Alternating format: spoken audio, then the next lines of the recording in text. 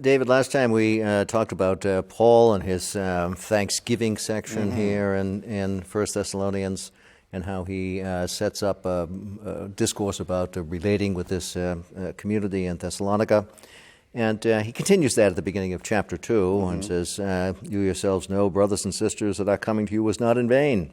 But we suffered and were shamefully treated at Philippi," etc. So he's sending some notes here that evoke memory, that evoke some sympathy. But there's also, in this first several verses, a kind of defensive tone. Yeah, very much so. Right? What do you make of all of that? Our appeal does not spring from deceit or impure motives or trickery.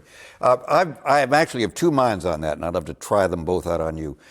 In 2 Corinthians, it's very clear that his defensiveness comes from the fact that he's been much maligned by those who followed after him there and who accuse him of all kinds of things for which he has to defend himself. And I had assumed for a very long time that this is another example that somehow, even though he's been gone only a short time, that somehow someone in the Thessalonian community has been accusing him of either being deceitful or greedy or inept.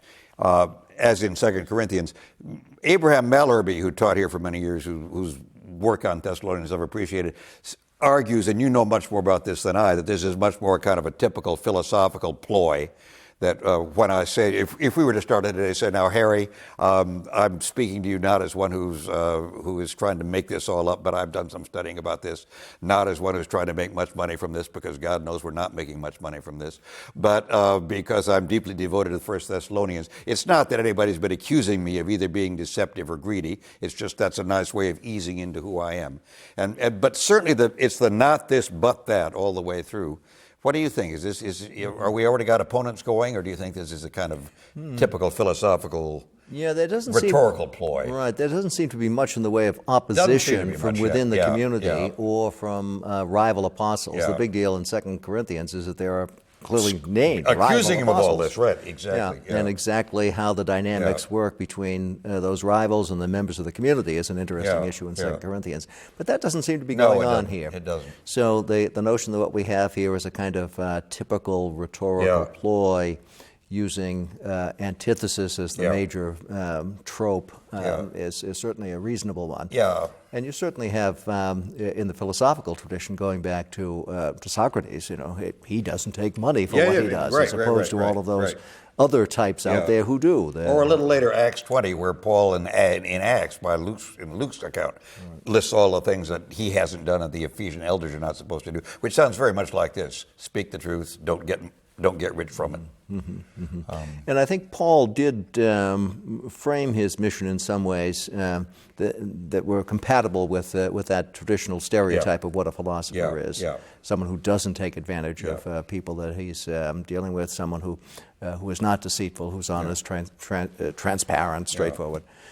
So it probably is a rhetoric here rather than a reference to some sort of polemic that's going on. Nor does it seem as that he has to persuade the Thessalonians particularly. He's not begging them to come back the way he is in some of his other letters. This is more, remember who I am. This is the kind of person I am among you. So I think that's how the antitheses work on the whole. Yeah, Paul uses some really interesting images and language throughout this section as he tries to develop this or reinforce this relationship with the congregation, right? Absolutely. In verse 7, for instance, though we might have made demands as apostles of Christ, but we were gentle among you like a nurse, tenderly caring for her own children. What do you make of this kind of image? I take this to be deeply pastoral. And I think it's not just my 21st century sensibility that likes the fact that he's perfectly willing to take an image that would normally be thought of as feminine and take it as a sign of his own deep care for this congregation, that he doesn't, at this point, he's an equal opportunity imagistic person, because he'll talk about fatherhood later. The other thing that struck me about this is that somebody pointed out, it's not just like a nurse tenderly caring for somebody's children. It's a nurse tenderly caring for her own children, so that there's a kind of double affection here. I'm careful like a nurse, and I love you like my own children. I think it's a way of reinforcing the very strong bond. We said from the beginning, this is a deeply pastoral letter. I think at every point he kind of wants to remind them how deeply their lives are entwined with each other, how they depend on him, but also how much he depends on them. As you mentioned, he does use father imagery too in verse 11. He right? does, and he talks about we dealt with each other like a father with his children, and this is where we get nervous in our house, at least, about what the parental roles is. Right? Does the father encourage and chastise, and the mother nurse and care for? I think we try both to do both those things, but certainly that sense that his pleading with them, his encouraging them, his begging them is not that of a kind of arbitrary, autocratic, separate person, but of an authoritative, to be sure, but loving, caring father who wishes for them only the best. Right. Verse 12 in particular, urging and encouraging you and pleading. Yeah. This is not the harsh authority. This is not the harsh authority. This is, and it has struck me how often in all of his letters, at the point where he most wants to encourage people, the language becomes that of pleading. Once in a while he says, here's what you've got to do, but I beseech you, I beg you, I exhort you, all those ways in which one gets a sense in Paul that he is deeply involved in the lives of the people to whom he writes, and that matters for him. Mm-hmm. Now, one of the things that he's involved in here is the kind of resistance to the gospel message that the Thessalonians have been encountering, wherever it's coming from. And apparently it's coming from members of the Jewish community. Apparently so. As we suggested earlier on, these Gentile believers in particular probably were adherents of a Jewish community of some sort. Before they came to be disciples of Paul. In any case, in verses 13 and following, he draws a comparison between what the Thessalonians are suffering and what Christians in Judea had been suffering. What do you make of this text? It's not a warm and fuzzy text. It's not a warm and fuzzy text, and let me start at the end and then go back to the beginning. The problem with this not warm and fuzzy text is it's the kind of thing that too many Christians have used to kind of beat Jews over the head to this day with. That the people who are constantly opposed to the gospel are Jews. They were Jews from the beginning. They were the persecutors in Thessalonica. They were the persecutors in Judea. My sense is that this represents no doubt a genuine opposition, but that the Jews who were that the people who were doing the persecuting in Judea were Jews, the people who were persecuted in Judea were Jews too. So this was not so much an ethnic distinction as it was a distinction with what you did with the messiahship of Jesus, and that probably is the case in Thessalonica as well. There are just a couple of places where I think helps me nuance this a little bit. One is if you don't think of them as Jews as if that were a religion, but as Judeans, as the citizens of the country, it becomes more a political and less a kind of ethnic religious statement. And then one scholar suggests that what he's talking about is not all Jews, but those Jews who persecuted, and that the distinction is not, you could say, I know that the Christians in Jerusalem and Palestine resist the Jews who persecuted as a subcategory of Jews. There were some Jews who didn't persecute, there were some Jews who did. Or you can say, resisted the Jews, and we know what kind of people they are. They're the persecutors. I would try to find ways to make it sound more like this is a specific instance, not a general rule about the way Jews relate to Christians. But there's no question. I mean, there's tensions between synagogue and church. There's tensions between synagogue and church in Palestine, Thessalonica, John's community, Matthew's community. We see it all the way through, and we need to acknowledge and recognize that reality too. Right. One thing about this text, I think it's often read in the light of some of those other passages where the division between Jew and Christian becomes sharper. Fair enough. Particularly something like the Gospel of John. Yeah, where it's really a split. And here Paul is very much a Jew, and he tells us that on numerous occasions.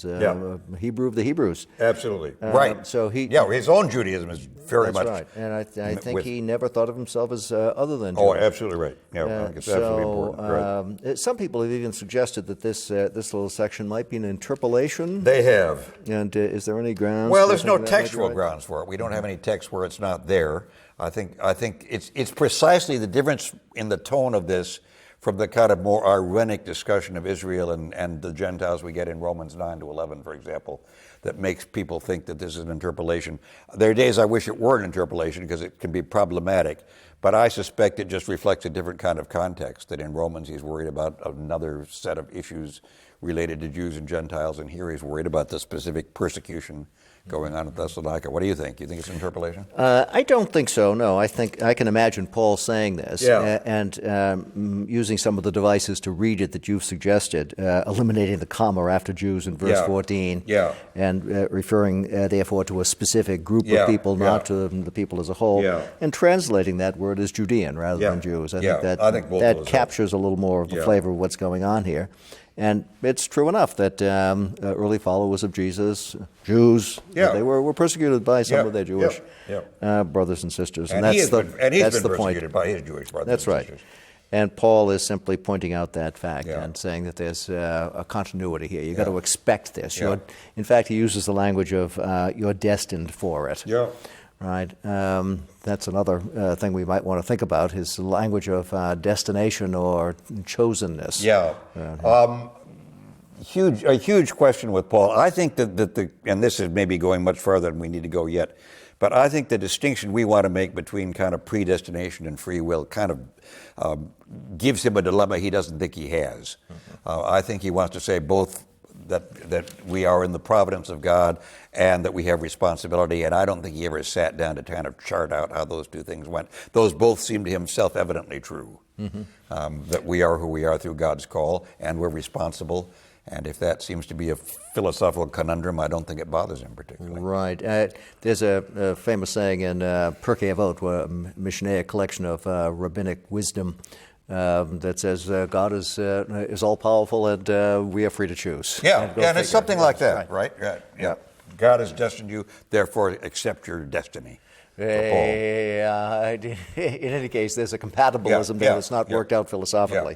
But he's quite happy to use that kind of language. Another thing on this this rather negative comment about the Jews that reminds me of Matthew, and it's one of the things that that leads some people, I think, to view this as an interpolation, is who killed both the Lord and the prophets. That's a very theme. Matthew. That's a theme in and Matthew.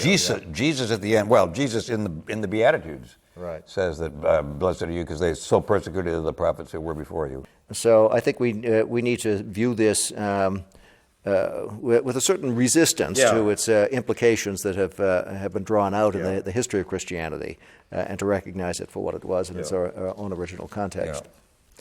So Paul has established now a relationship with, or reestablished or reinforced a relationship with the Thessalonians, and he talks about being separated from them, and we're going to hear more about that next time, and how he overcomes that separation. Right. Good. Thank you.